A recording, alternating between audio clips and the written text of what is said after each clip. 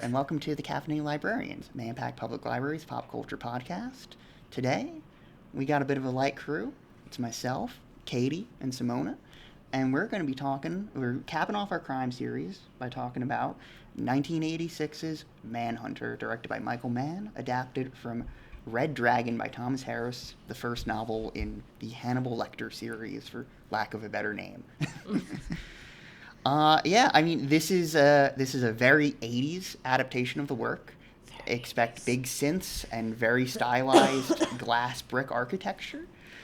It stars William Peterson as Will Graham in a very quietly intense performance.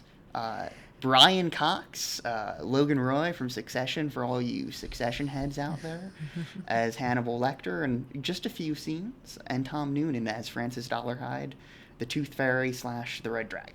All right, but yeah, let's do opening thoughts, I guess. What did you guys think? I enjoyed the film. It definitely captures the unsettling nature, particularly the opening scene, because it opens up. Oh, that upsets me every time. Yeah, because it's just like you see, obviously from the perspective of the killer, and he's staring at this couple in bed, white sheets, white pillows, bright white light, and the woman is slowly starting to wake up, and then you see her, like, a look of horror on her face, and then it just cuts out. Yeah, and that was terrifying. What I loved about this film is that it didn't have to show the violence, which I appreciated. It shows, like, the after effects, and it's enough to give you an idea of, oh my God, something horrific happened here, which I appreciate. Yeah, because sometimes you don't need to see it. Yeah, I know. When I threw this on the doc, I put a content warning on it because I remembered it being more graphic than it is. Yeah. But it really is very restrained in its violence. Like, not to jump too far ahead, but, like, the only time we really see stuff on screen is in the climax, and that's sort of like the release the film's been building to, but even that's presented in a sort of like strange way where it's not satisfying to watch. You watch it and you're like, oh. Yeah. Okay. I also enjoyed this movie. I am not naturally drawn to, like, I guess you could classify this as a thriller. Yeah. So my expectations going into this was a little low, but having seen it and experienced it, my expectations were kind of, like, exceeded. And what, as Simona said, as, like, I appreciate it in, like, the start of it, you don't see the violence. It's like your mind is made to think of, like, okay, what happened? And I feel like it really reminds me of, like, the movie Psycho. Yes. Where you don't, the violence is there. Clearly you see it, but you don't see it. Your mind's made to, like, and then again, not to jump so far ahead, but, like, when we get to the end of the movie and we see that climactic fight scene, I guess, if you want to call it, that's the only, like, it's like Psycho where Norman comes down the cellar and is dressed like his mom and goes to attack. I want to see Psycho with Newman in it now. I know that was a slip. So I think because of all, like, the thriller movies that we see now, there is, like, a violent element to them in some aspect, and where we see the violence. So I appreciate it more when you don't see it. So that's what I liked about the film. I didn't recognize really anybody aside from Brian Cox, so I don't know if William Peterson ended up on CSI. Is largely based off his role here because, he's doing the exact same thing. So, yeah. Now that you say that, it's the original CSI, right? Oh my God. See, and usually I'm more on top of stuff like that. Because as I was watching, I was like, why does he look familiar? He didn't have too much of a film career, but big on TV. Yeah.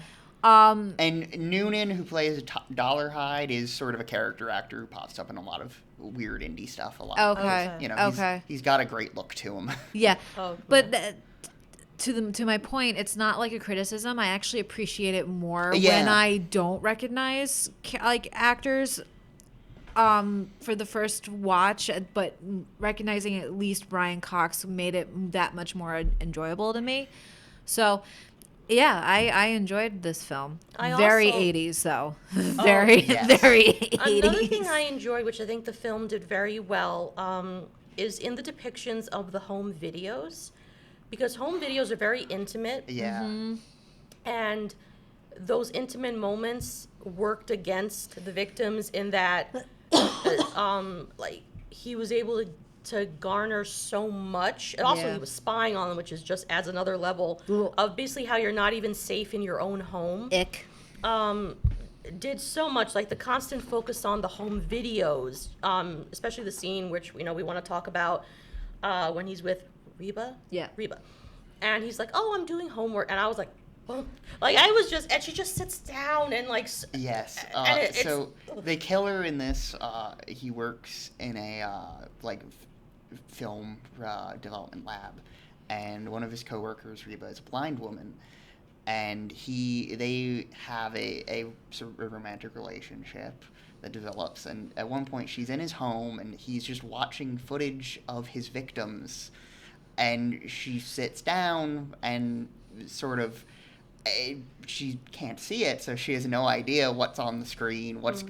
And yeah, it's a very upsetting moment. And Yes. then she consummates the relationship there, and It's such like a good though like juxtaposition of Yeah. a scene where you as an audience know exactly what she's sitting in on, but she as the character Yeah. who's blind What? has no idea, and it's like, oh, And also, can we talk? And I know, whatever, but like how trusting she is, because the scene where like he first, and I'm assuming maybe he never really dealt with her, because like. I do think they've worked together Okay, for quite because, some time. Because like, I got the impression that he was almost seeing her for the first time. I don't believe that. Because like when that guy walks in, he's like, "Sorry, I gotta go. Maybe Mr. Dollarhide can drive you home." So Yeah. like, I think they have some sort of working relationship. Oh, okay, because like. yeah. We do not see Dollarhide until about halfway through the film. So Yeah. Right. yeah, we don't get too much information on him. Okay, so maybe No. because I thought Yeah. like her willingness to just go with this. I assumed maybe they may have had some kind of, but Oh. that she didn't know him well enough to be so willing. Oh yeah, take me home. Oh Then he my God! Can we talk about when he takes her to pet the tiger? Yes. Oh my God. What an insane scene. Like, I can't explain it, but whenever I see it, I'm always just like in a state of awe. Like, Have you seen the one in Hannibal? It's a tiger. No, I have not. I've only seen like the first 2 seasons of Hannibal. So Oh, okay. All right. So I don't want to. That scene is done very well too. I'm sorry. I'm chewing. I'm so sorry.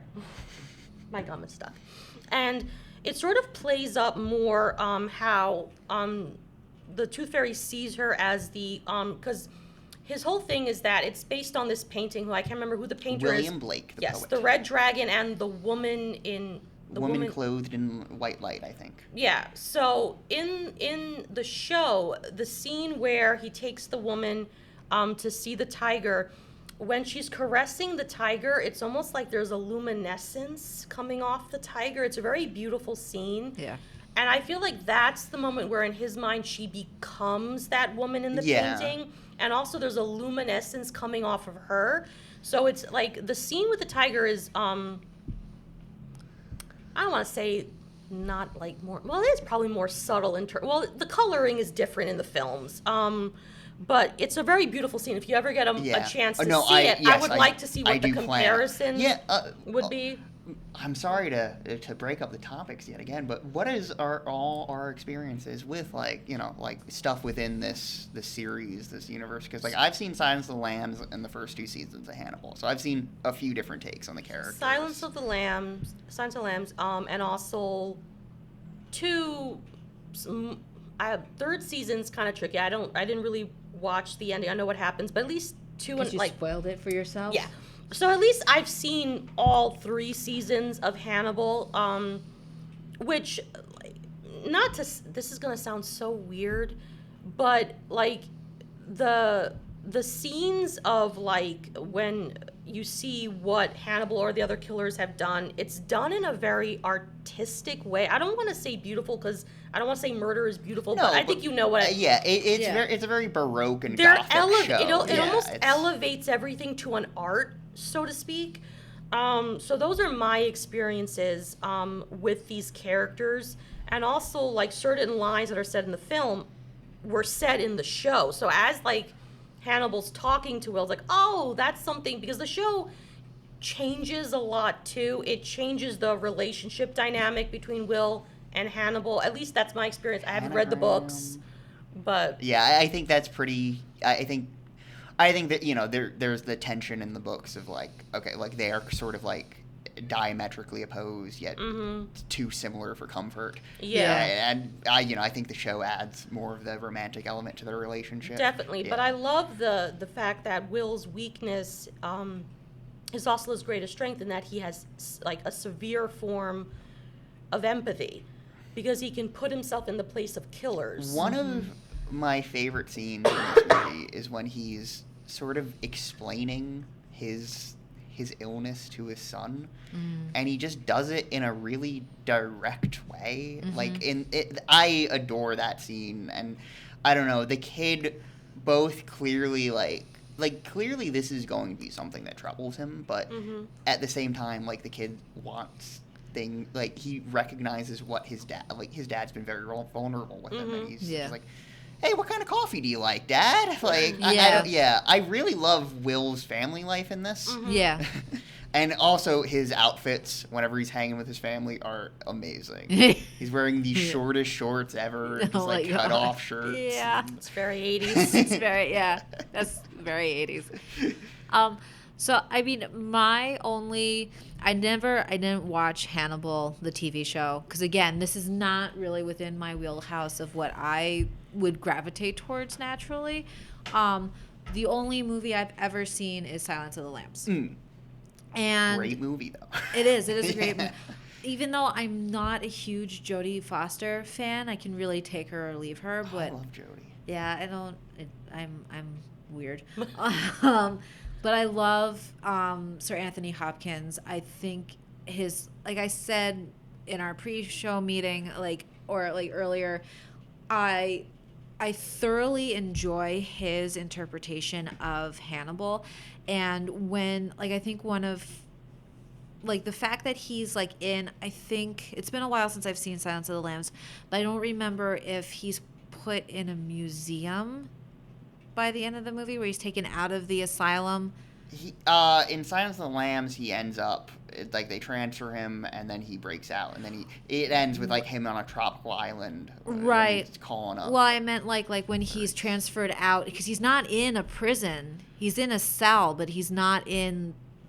Yeah, I forget exactly. Yeah, okay, but he's got classical music playing, and I think this whole concept of art being what he's the highest value he has in I think human society plays differently in this movie, because Brian Cox just plays him as sort of a bored rich guy, which I think is sort of a fascinating take on the character, to make him very normal. Yes. And though I do think it's interesting, I don't think they mention at all cannibalism in this film. Really? Yeah, I don't think it comes up at all. Because the most we get about his crimes is Will talking to his son, and all he says, I mean, he wouldn't tell that to his son anyway. Yeah, but, no. All he says is just he was killing college girls in awful ways. Yeah. Oh, you're right. I don't think they do mention it. Yeah, no. Or, now that you see it in a headline, a newspaper headline? Oh, cannibalistic? I believe so. Okay. Okay. Yeah, I mean, now that you bring that up, and it is only that headline, and with it's a really big theme in Silence of the Lambs. Yes. Which is interesting that they would I mean, very different directors, two very different I wonder if it was screenplays. also because in Silence of the Lamb, although there is that other serial killer, Buffalo Bill, I'm surprised I remember his name.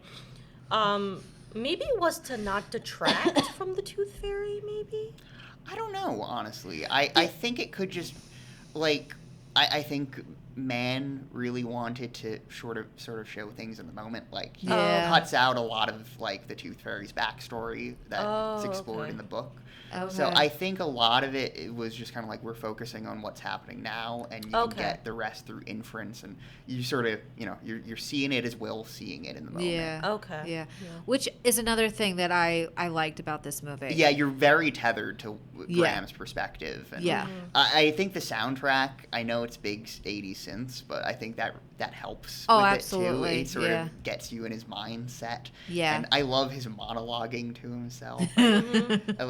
I always think about the scene after he sort of sends his family away, when he makes it clear, like, look, I'm too involved in this. I'm going to, it's going to come down to the wire. People, like, Lecter knows where we live. And then he's just sitting alone, talking to himself in a diner, and he's like, just you and me now, sport. Oh my God. Yeah. And also, I think it kind of shows his bravery, because if we can talk about what happens to Lowndes. Oh, Freddy. So he's played by Stephen Lang, who most recently, most notable for his role as the villain in the Avatar movies. Oh my God, that is him. It seems like he grew like 2 feet. I don't know exactly what happened. I think there's lifts in his boots. That's what I think. But yeah, Freddy is such a scumbag here. Oh, when you meant Avatar films, I'm sorry. You're not not The Last Airbender, the blue people one. Okay, because I was like... Yeah.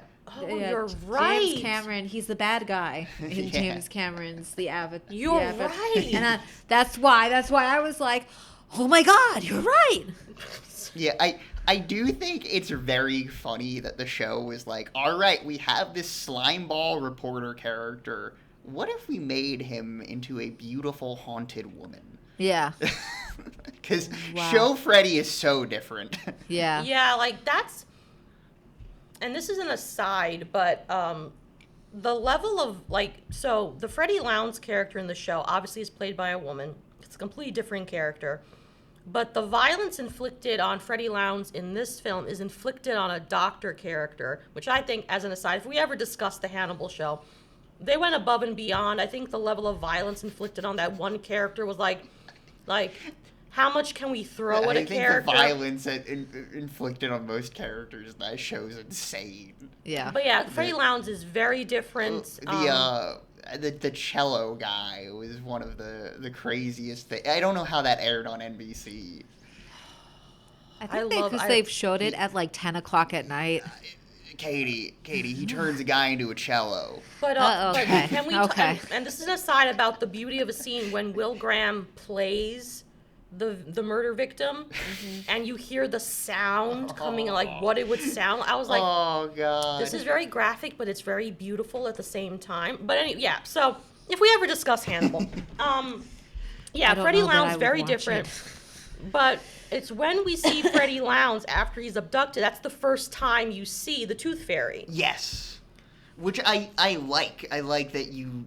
Yeah, I don't know. I like the reveal of him and his bizarre house, which is one of the most distracting things in the film. I love it, but he lives in like a coked up music producer's home. It's very strange. I got the same vibe that he. Yeah, because like he's got like weird space pictures on the wall, and like everything's glass. It's so weird. And what I find interesting too is that he obscures the top part of his face with like pantyhose, and Freddy Lowndes obviously is like dying while he's tied to that chair, because he's like, and honestly, when the reveal of the character is probably one of the most terrifying things ever put on screen. And like he like basically, because Freddy Lowndes at this point at the sort of what's the, I can't even think of the word. The FBI has gotten Freddy Lowndes to put out a story calling the Tooth Fairy gay, to try and bait him out into Yeah, attacking somebody. insinuating that he had incestuous relations with his mom, that he has Well, it impotency worked. issues. Which, if the show Mindhunter is to be believed, very real tactic used by the FBI at this point. Yeah. Yeah. So, but that's sort of that's the last straw. It's not being called the Tooth Fairy that bothers him, but it's like what you wrote. And in the show, Hannibal, it's a similar thing. To draw him out, Will does although he's more insidious, and I think his motivations in the show versus in the film. But yeah, Freddie Lounds has the unfortunate good luck to meet the Tooth Fairy. Treated to a fun slideshow. Good luck. No. Yeah, well, it's sort of the good fortune that the dragon has decided that although you're beneath me, you'll be a part of my becoming, which is just, to this day, I don't really know. I guess the becoming is becoming the dragon, but he basically says, he shows him the painting, and then he shows him his slideshow. Do you see? Poor Lounge, he's like, yes. I'm like, I don't know what you see. And he makes Lounge read a note basically stating that he lied. Yes, and yeah. and then it's not extremely clear here, but he bites his lips off. And I knew that because I've seen the show. But, that scene, too. Odd. Because I think you may hear him scream, but at the same time, there's, animal sounds in the background. So you, it's done so well because you're not seeing it, but you're imagining what's happening. Yeah. But yeah, I love the sound design. Even just the idea of mixing in animal sounds for a character who's sort of his obsession is becoming the great red dragon. Yeah, and his teeth. Yeah, it's. And he wears. His teeth are so freaky. Yeah. Yeah. His teeth. I love when they pull out the cast of him and you're just like, what's happening? What? Yeah. Yeah. Oh my god. And when he wears them, it just transforms his face even more, where he looks almost comically demonic, or he looks like he could be in a circus performance, at one point. Yeah. But he says, we're going to seal it with a kiss. And I'm like, oh my God, because I know what happens. I'm like, oh my God. And thank God we didn't see that, because in the show I saw it, I'm like, ugh. I mean, your point, to your point, it's like he says it and it's terrifying in the moment, and we pull back because what Joe has said, we're coming back to it as Will is seeing it, which just makes it all that more terrifying because your mind is going, what did he do? I know. And then what did he do? And then is it implied, I mean, I don't know how anyone could survive, that in the film Lounds dies as a result of what's happened, because him obscuring the top part of his face, did he intend for Lounds to sort of survive as a testament to his greatness, or I think he intended to kill him. I feel like he wouldn't have done the wheelchair fire trick if. Yeah. I always say, can we talk about that scene? But it's security guard, you hear squeak, which also at a certain point I was watching this sometimes I can't really hear a squeak, but the security guard turns, reading the paper, squeak. And then you just see the security guard screaming and running, and then you just see a fireman in a wheelchair just racing down I was like, oh my God. Yeah. Because I assumed when I was reading a summary that he passes away, but me. It could be. Can we talk about the nurse? That one guy says, did he say anything? The line delivery goes, not much. And then he walks away. I was like, what? I mean, I know you were paid for that one line, but come on, guy. It's not much. It's almost like you're talking about over beers. So did you hear the gossip? Not really. I kind of like when there's just an occasional, very casual person in the film. Yeah. Like the runner who thinks Will Graham's trying to mug him. And when all the cops come out, and he's like, "Why are you guys being so casual?" He says he tried to mug him. Yeah. Oh, that's funny. Oh, Lord. Yeah, the whole drop-off scene, that's going to work out really well. But, I love the part where they're trying to decode, because, a part of me, and obviously everything is dramatized for films, but, the part where the guy who's, when they find the note on toilet paper. Oh my God, yeah, I love that weird investigator who's also kind of getting Will Graham about it. He's getting really personal, and he's like, "You think you're so sly, but I'm sly too." Yeah. And a part of me was like, I would love if I could probably be reborn again, like, would you just love doing, like, handwriting analysis or, like, looking at the ink? And I love how he describes, well, ballpoint pens are, like, oh, my God, this is so cool. Like, that was one of the coolest scenes for me. Like, I was like, I would love to do this job. And how they're able to, like, see, like, the TTT, like, the 3 T's. Yeah. And infer. That was really nice. Like... And probably in real life, it's not as, like, dramatic or exciting. But still, it's rewarding. The way this movie presents investigation is so, like, just immediately engrossing for me. Like, I'm just like, oh my God, yeah. You just narrate all this stuff, and it's perfect. And also, like, when they try to decipher the number codes for the not the personal ad that he's putting, but the ad in a way to communicate. How did they figure out, like, because Jack Crawford says it's the something penal. What does he say? Penal code? Like, what is? Yeah, like, because it has to be something that Lecter would have access to, and something that's been reported he has access to. So how from that did they infer he gave the address? I'm sorry, that was the only part that kind of confused me. Yeah, I mean, I'm a little fuzzy on the details on that one, but yeah, somehow they do. Will Graham does his magic. Because I was like, is it coordinates? Is it like, if you're this point and this point in between, there's the house? Like, how did they jump from penal code, whatever, to, like, he knows where you live? Like, that's the part that really confused me. Was like, I don't get how you made that intuitive leap. But then again. So I have a question. Yes. So in this movie, the Red Dragon is the Tooth Fairy. That's like the moniker they had given him. So there's also a movie later on in, like, I think the early 2000s called The Red Dragon with Ralph Fiennes. Is that supposed to be like its own movie, or is it it's a an reboot? adaptation of the same book? Okay. Yeah. Okay, so Manhunter, with what we watched, is the book Red Dragon? Yeah, it was originally going to be called Red Dragon, but this was produced by Dino De Laurentiis, and he doesn't know too many things. He's an odd guy. Mm-hmm. And he was like, well, there's two conflicting stories. One was that there was a movie past year called Year of the Dragon that had flopped, and one was that he was concerned if it was called Red Dragon, people would think it was a kung fu movie. Is this also because by around this time, like, kung fu movies were having, like, a resurgence? Not even. Like, they were not super popular in the mid '80s here. Yeah, and he was just a weird guy. Okay. Yeah, because talking about it now, it's like it kind of, like, confused me, because I remember there being a movie called The Red Dragon. Everybody involved in the movie was really annoyed that they had to call it Manhunter. They thought it was a silly title. Oh. Yes. See, like, a part of me kind of feels like the Manhunter would be maybe more appealing for audiences versus the Red Dragon, but then I can kind of see how Manhunter kind of sounds dumb. Because, like, Red Dragon was, like, a hit as a book. Like, it was pretty popular, so, like, I feel like you could have gotten away with it. Yeah.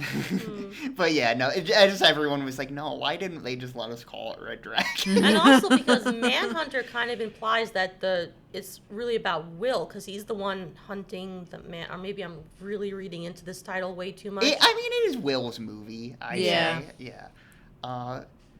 Can we talk about the scenes with Lecter? Yes. We've talked about Cox's performance, but, like, Simone, I know you wanted to talk about that after Will's initial meeting. Yes. So, because there's a lot of humor. It's amazing how in dark moments there can be humor. And it's not, like, obvious humor, but when Hannibal gets his phone call. Oh, I meant, like, the panic attack scene. But on the note of the phone call, I love the last time he talks to Will when he's sitting in his cell with, like, his legs up. Yeah. Like he's calling his boyfriend. And he's like, hey, buddy, what's happening? Yeah. Like, no, I love that scene. I did want to definitely talk about the very first time Will sort of returns to talking with Hannibal, because the backstory is, Will was the one responsible for capturing Hannibal. And there's a back and forth where Hannibal is trying to fish for information based on clues like his, not cologne, but his aftershave, trying to say, oh, it's one a child will pick. So he's trying to fish for information, although he already knows, that he knows that Will has a family. Will is trying to maintain that distance, trying to get Hannibal to consult on the case, because one killer knows the mind of another, I guess, and Hannibal just being the I guess, intelligent man. Everyone else pales in comparison. Like, help me out with this. So I love that scene, and the way Hannibal is trying to fish to sort of maintain control of the moment and the interview. There's a great moment when Yeah. Will goes to leave and Hannibal gets like really upset. And he's Yes. like, Yeah. wait, you haven't even threatened to take away my books yet. Yeah. Like he becomes a petulant child about Yeah, it. because Yeah. Will's the only interesting thing to come into his cell in God knows how long. Yeah, Right. but Right. the moment I loved and during our pre-show meeting was as Will is running, because Hannibal says, about basically, did you come to get the scent? It says, or did you sort of like eventually realize that the reason why you have this gift is because you're innately just like me. You just don't want to admit it. Yeah. So He's Will definite- runs, and it's like, it reminded me, because you just see the endless like white staircase of like a rat trapped in a maze. Because I think a part of Will kind of understands that there is this darkness, but he's trying to mold the darkness for good, for lack of a better term. Like, he wants to sort of use this innate darkness to capture criminals, but he has this panic attack, and Yeah. Freddie Lowndes, being Freddie Lowndes, takes a photo of him, and Because of course. if we go back to Carol, he captures sleaze Yes. so well. He's so awful. Yes, he does. Like it's really kind of amazing that you feel even a little bad for him when Yeah, the Tooth Fairy because gets Yeah. even the sleaziest of people doesn't deserve the Tooth Fairy. Like, that's No. just horrifying. No. But yeah, I loved that interaction. The other Hannibal moment that I loved was when he's making his phone call, and the cop puts the phone and goes, "Face the wall. If you turn, I'll mace you." And you could almost see, like, if those bars weren't there, that Hannibal would just be like just Yeah. kill him. But the guy drops and goes, "Thank you," like, and he, Yeah. like, his perfunctory, Well, and then he makes it's- his. When I saw Silence of the Lambs, again, because this is the only iteration I know of Hannibal Lecter, he likes playing mind games. Mm-hmm. And I love how, like, we've described Brian Cox's characterization of Hannibal as being this bored, almost like billionaire who has all the time in the world, and he does to some extent, but it's also like this mind game in that he's drawing you into a false sense of security, of acting in like this almost bored, sarcastic person, and it's just I love how like he like downplays it, but then also upplays it in certain moments, and it's just Yeah, he won't collect newspaper clippings because they don't want him to dwell on morbid things. I found that it's like, he's a serial killer who ate people. I don't really think you got to worry about him dwelling on morbidity, like looking No. at. Or that, is that the correct I word? just like the idea of just like like they're worried that one day he might break they're mentally. Yeah. or just like the idea like, you think he's gonna get better? He likes being like this. Yeah. Yes. Right, and it that's exactly how he comes across, and exactly how like his whole persona is to play mind games with people he believes are beneath him, and I don't think that he believes Will is a peer, or I think he sees him as being someone who is beneath him. Otherwise, he wouldn't. I don't think. Would. And maybe I'm influenced by the show, and I got to take out the show because they're. But I kind of feel like Will. It's sort of like with the Silence of the Lambs, Clarice. How you can tell that Hannibal, I feel, has a respect for Clarice. Maybe not initially when he first meets her. No, because I'm thinking about when she's looking at her shoes. And I love how he's not facing her, but he knows, he says, the answer won't be found in cheap, like he references her cheap shoes. In cheap footwear. And she looks back up at him and she responds to his like questions. But I feel like, because at least in the show, I'm not familiar with like, because the movie Hannibal, Silence of the Lambs, he's also big on respect, because there's a scene where, I'm not going to go into detail, but the inmate does something to Clarice. And he basically says the most atrocious thing is people having lack of respect. I can't stand that, essentially. Yeah. And in the show, he's the same way. Like, there's spoilers, but he collects business cards of the people he eats. Yeah. And the worst thing you can do is disrespect him, because then you're on his menu list. Uh-huh. And there's a whole montage of, like, the guy taking his blood disrespects him. gets a car problem. Whoops, he's there. Yeah. Oh, a girl blew smoke into his face. Well, that's disrespectful. So he's very keen on respect, which is funny considering he has absolutely no respect for human life, but you better respect him or you're...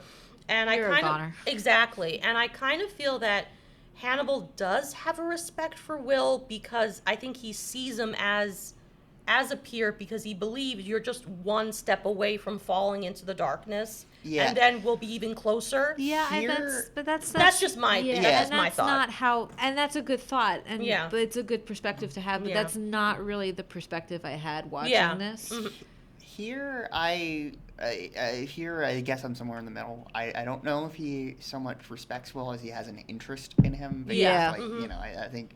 I think he's caught the scent of him. Yeah. Yeah. Mhm. Sort of, and he's just like he's his quarry. Yeah. He's Yeah. and he clearly is far more interested in Will Graham than anybody else he interacts with. Yeah.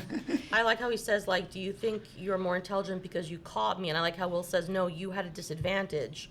And I like how he goes, well, what is this? He goes, you're insane. Yeah. And almost like he can't, well, I can't disagree with you there. Like, he doesn't Yeah. comment on it. Because, like, and I'm not familiar, like, in the books, how, like, I know it, because I keep on going back to the show, because I don't have any reference for the books, but, like, in the show, Will makes the connection because he sees an image, the wounded man, or the man with the wounds, which was, like, a medical reference in the Middle Ages about, like, wound patterns. Yeah. And in the show, Hannibal kills someone in a, like, almost identical to the wound man image. Yeah.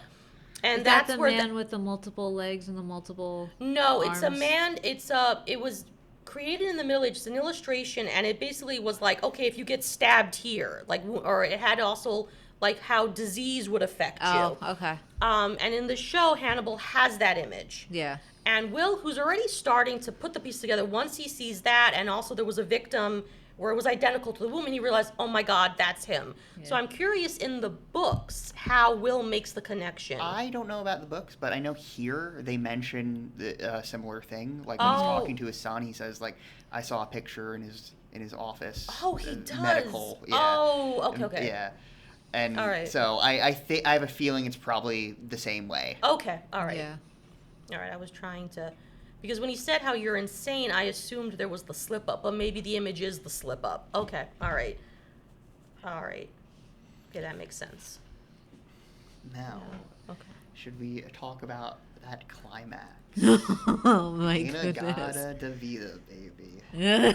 Oh, my Lord. Oh God. Can we talk about how you see the stuntman when he breaks through the... I mean, I know that the actor couldn't do it, but that was very obviously the stuntman. It took me out of that love moment. Him just booking it toward Yeah. the glass. Yeah. And Dollarhide sees him, and already like there's a weird jump cut right before that moment Yeah. to make you feel like, oh my God, what's happening? Right. Yeah. And then right through the glass. right as the song kicks back in. Yeah. Yeah, It's- he's during the climax. Dollarhide is blasting Inagata de Vida by Iron Butterfly to disorient Reba, and allow him to move around without her knowing where he is. Yeah. And it just then when Will Graham shoots him. So the first time I watched this was with a bunch of friends, and we lost our minds because seemingly Will Graham's gun disrupts the flow of time. Like the editing gets really strange and staccato, and like there's weird jump cuts on Dollarhide getting shot that make it just feel so wrong and weird. So yeah, we all kind of yelled out, "Will Graham got him with the time gun," and that's stuck with me since. the Wow. time gun. What stuck with me, and it's like the stupid moments that I focus on, I was like, first of all, now you're crashing through glass. You're going to be disoriented. This guy is fresh. Now he just threw you against a fridge. Or even more that said this was a terrible plan. Yeah, Dollarhide's gigantic. That's Yeah. what I was thinking. I was like, Yeah. you have just made yourself a walking wound. Yeah. This target. man is going a- to kill you. And I was like, What- what yeah. are you doing? Or the cops, I'm like, Well, listen, like- the dude has a shotgun. Yeah, they were trying to tell Will, like, don't do this. Yeah. What are you doing? Like, you don't want this to get involved. But he can't help himself. Yeah. Right. He has to be the one that takes him down. Yeah. I mean, And I don't think he would have if he didn't see Reba in there. Yeah. I think that's what pushed him to Oh, be yeah, like, oh my yeah. god, I I need to mean- do something now. yeah, otherwise she's gonna die. I mean, like, again, I know this was made in the 80s, but like an action movie stunts. It's running through glass windows. As you said, dumb. Couldn't he have picked up a rock and thrown the rock at the window and then entered the home? That's so much less. It's less less cool. dramatic. Like, Oh, that's what I mean. Yeah, but And it's also, cool. And also, like, maybe he would have only made a small hole, depending on how physics works. Like, maybe he would have had to throw multiple rocks, and at this point, Doll is, like, just staring at him like, okay. But I just kept on thinking, oh my god, it's so cool, but you just, like, have injured yourself now, and now he chucked you against a fridge. I'm like, you are... And the poor cops, I felt sorry for the cops. Will Graham is like, okay, you made the choice to run head first. The poor cop is like, freeze, and I'm like, dude, he has a shotgun. Yeah. You know, and he just, like, Yeah. But I want to also talk about the moment when he sees Reba with her coworker and how in his mind he's seeing the interaction Yeah. versus Yeah. what it's really like. Yeah. And I was And like, oh. that like power ballad all over it makes it Yeah. feel so much more demented. And I love how Yeah. like they're all in white and like, am I wrong in saying that you don't really see their eyes? You just see bright light coming from their eyes? I think Okay. Yeah. so. I think it's a similar effect to like how the victim looks in that one scene. Oh, Yeah. that's very freaky because, I mean, this part might be very obvious, but he, I believed, sexualized the female victims. I think so. Yeah. Yeah, Yeah. because, like, even the way she's depicted, how, like, she has just the glass in her eye, but she's getting up sensually. She's, Yeah. you know, part of it was like, and also when he's watching the home videos, how he's looking at Reba, and I was like, oh my god, looking at the woman's like, oh, Reba. It's just a very freaky scene, but that scene where it's like, and also, and I know in his mind he's playing it up, but like when he says, oh, what did the guy say? You had dust? What did he tell her? I don't remember. I was like, you're very close for like, what are you gonna blow it out of? Like, I was like trying to figure out like why they were so, but I love that scene, the way his mind is twisting the interaction. Yeah, and then he like tears the seat of his car. Yeah. Ugh. I Yeah. was like, poor Reba. I said, you're gonna die now. Like, I was like, you have just doomed yourself, and you didn't even know what you did. Yeah. Or the way the guy goes, hey, dollar, and he just like grabs him and like just, Yeah. Chucks him. oh my god. Yeah, very free. I know there were some people that believed he didn't bring enough menace to the role, which I don't know about that. Yeah, I think don't like know basically about that he was almost too freaky. comical in his depiction of, I was like, I don't think so. I do think Dollarhide has a crazy sense of style, but Yes. like I don't Yes, think that that is- diminishes when he's wearing those weird tiny sunglasses. I was like, whoa, what? I mean, why does he dress like this? I mean, honestly, he wasn't letting his career choice get in the way of his fashion choices. No. Like, he was It's like, no. whoa, dude. very Like, on point. Yeah. Yeah, and I love that scene. Especially going back to the development, when in their development room, and the guy just slides that weird door, pops, and goes, hey, I'm getting ready to leave it out. It's almost like he's broken up. You almost feel like he's the third wheel that's just broken up, like this romantic encounter, and then he like slides the door back. I do like that Reba is sort of the one driving their Yeah. relationship, just because I feel like it's sort of, I don't know, I feel like still it can be kind of rare to have a disabled character be like, you know, Yes. forward with their sexuality. Yes. So, and it's just cool to see a movie from ages ago do that Yeah. effortlessly. Yeah, Yeah. no, and I love And with Yeah. sensitivity. Yeah.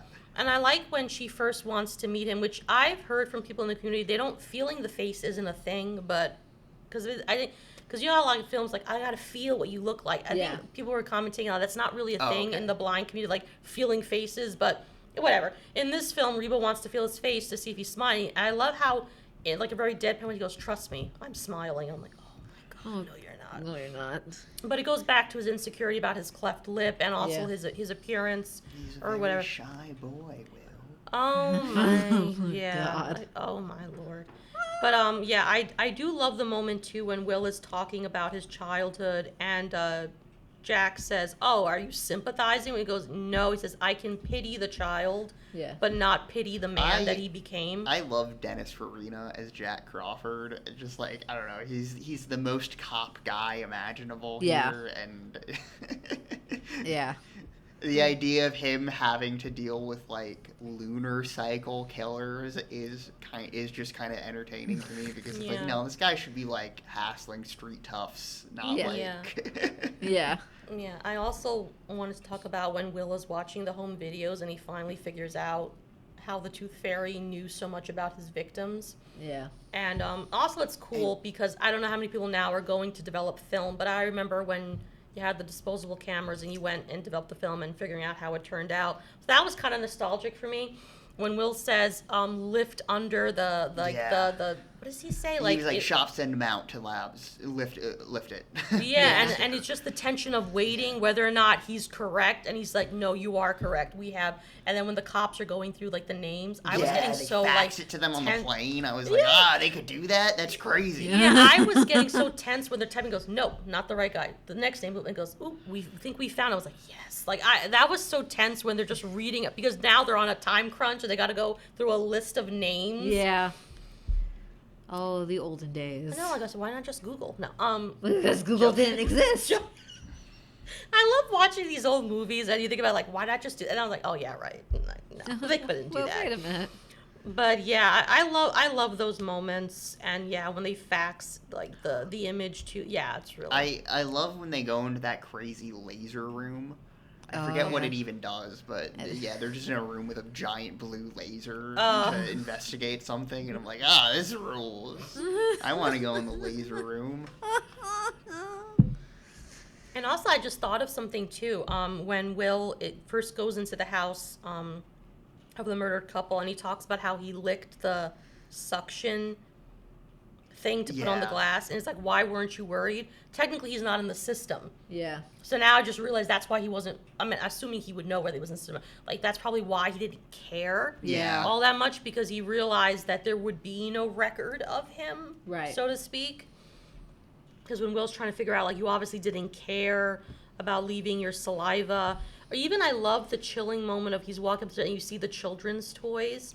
Because the whole thing about domesticity and the peace and sort of the safety of the home is violated. Mm-hmm. Like, so you see, like, the children's toys. It just adds more of that element of, like... I mean, that's, like, such a major concern of the film. Because, like, that's how Will gets involved, too. Because Jack has to show up and show him pictures of happy families. And be like, they were brutally murdered, Will. And I thought you wouldn't see the pictures, but I love the scene on the plane where, like, the folder has fallen open and little girl's like, Mommy! And oh, my God. I wonder if the stewardess had a conversation with him afterwards. So that scene, they did not have permission to film on a plane.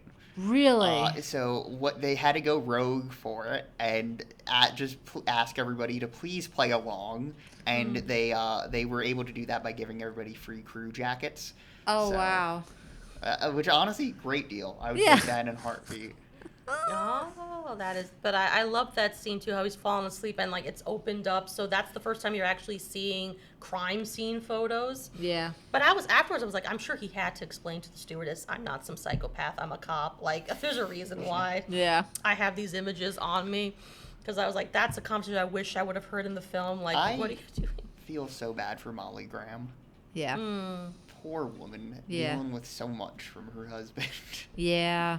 Yeah, like, there's, the ending hints that there can be some hope for them. Oh, I think the ending is pretty firm on that, but I think it's just, this is his line of work, and it sucks, and it's awful, and it can drive him literally insane. Yeah.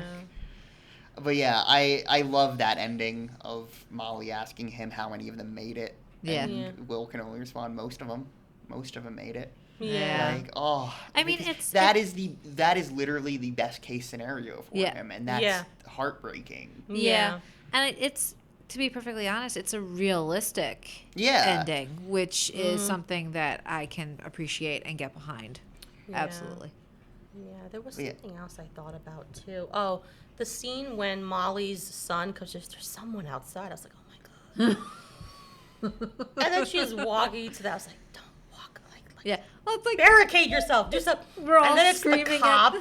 screaming at the computer And also screen, like, talk about it like, ma'am, you may not want to step outside. And then I thought literally that the Toofer was gonna pop out and like kill the cop and then go in the house. I was like saying, close the door, close the door, like, close the door. screaming at the computer screen. And then you see all the other, I was like, okay, all the other cops are there too. Although, honestly, with films, I go back to the Hannibal show where everyone but Hannibal is intelligent and has any kind of brain cell. So like I was thinking even with the cops, like, doesn't mean anything. So I was happy it didn't go that way. I was like, runs laps around him in that show. It's so cool that no one in the FBI suspects the guy. Listen, this is the FBI behavioral unit. Yeah. They deal with psychopaths and they're stupid. And he just rolls up and he's like, wouldn't it feel nice to kill someone sometime? and nobody bats an eye. Yeah. Because he's Hannibal. And also Mads Mikkelsen also, like, I guess helps with that because he's very attractive. But, like, that's my whole gripe with the show. But if we ever discuss it, I will gripe about how idiotic most people are in that show. But whatever. So that's why I had zero faith in the cops at that moment. To be fair, I guess Maryland is also just overrun with serial killers. So, like, they're a little stressed in that show. And you see, Katie, because it's like a procedural. It's like almost every episode there's a new serial killer to catch. So that means there's like 50 plus serial killers just in the state of Maryland. Can you just imagine? No. Like that is just because I forgot because sometimes I'm bored.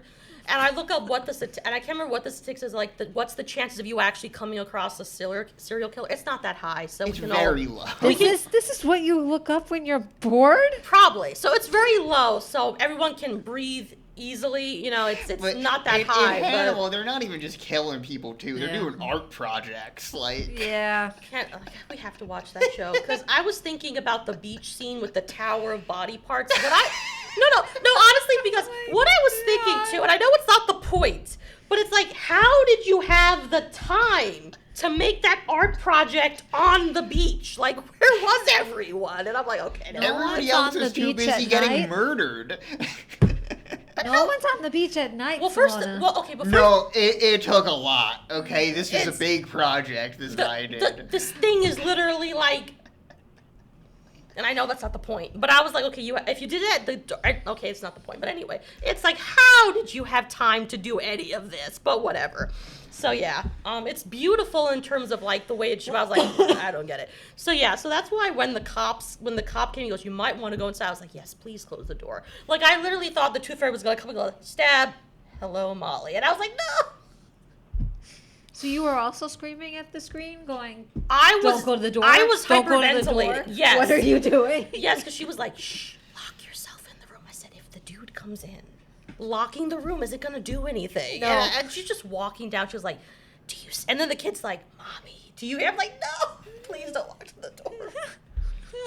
But I say that, and I'd probably be the idiot that would open the door like, hello? Like, I would be that person, so... Can't really rag on Molly all that much. So but that is a very tense scene. I was happy it ended well. But also because I was Will in that moment too, where the cop goes, no, we handled it. They're okay. Will's like, no, you haven't. And he's like racing to go to his family. I was like, they did well. The cops did well. They were on top of those things. Are you sure? Yeah. They're so much more competent in this than in Hannibal. Yeah. Oh, in Hannibal, no one is... Yeah, okay, I'll stop. No one's competent in that show. But, yeah. Like, if you watch it, you'll understand my pain. How, like, you can't be that stupid. I'm sorry. I won't understand. We're gonna have to do at least watching Hannibal season 1, because that's the best season, and then it just went downhill. We're gonna do a Hannibal season 1 watch. We are? Well, maybe most of us. So season 1 has when Hannibal gives Will dementia, that's really next level insanity. Not just for that alone, we have to. Yeah, Hannah was giving him meds that like inflame the dementia part of his brain. It's really nuts. And also, and Will's like, I can draw a clock just fine, and then he draws the worst clock ever. Also, the dinner scenes, the whole cooking scenes. Like, that's what I'm saying, how if a show is making you feel, oh my god, I want to try this food, and the food is people. It's like something is wrong because it's just so well done. You know, like the he cooking has scene. so many dinner parties. He did. It's really just like It's genius hosting. though. How do you hide a body a better way? You cook it and you feed it to people. There was a Criminal Minds episode like that too, where the serial killer cooks and feeds it to the homeless. So he's like spoon. Why you gotta give it to the homeless, dude? Yeah, so it was like spoon feed it. He's just like smiling. That's just insult to injury. I Like, know. I don't know. And this probably will not be in the final recording. Oh no! What happened? It's a good thing because I was talking about like literally he's spoon feeding it to the homeless. I don't need to know that, Simona. Then the cops are like, "Where is she?" I guess the batteries died, so I guess we're done. We're done. We're done. We're finishing up as an audio-only podcast. But yeah. I'll talk about that later. But yeah, there's the whole, and then the cop says, "Where is she?" He goes, "She's in all of us now." And then they realize it's because she was in the soup. So, I'm sorry, it's not funny. But Hannibal though, like his mind is so inelegant compared to Hannibal. Oh It's really no, just like that the- show elevates food, dining, and Yeah. like murder to like art forms where it's like, what installation will I see next?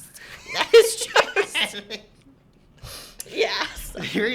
they really okay. The way to solve the world in Hannibal, just send psychopaths to fine art school. Okay. Yeah. They'll come out fine. That should be their release. It's Art clearly what they therapy. want. Just give them paint instead of people. Yes, it's art therapy classes. God. I'd feel sorry for the person doing the art therapy. Yeah, yeah. So, Joe, do you want to like take us out? All right. Well, yeah. Thank you for watching and listening, and yeah, we'll see you next time. This is the end of our crime series. Yeah. We did it. Yay! Are we ready to pull the heist off now? Yes. Yes. All right. Well, yeah. See you next time. Bye. Bye.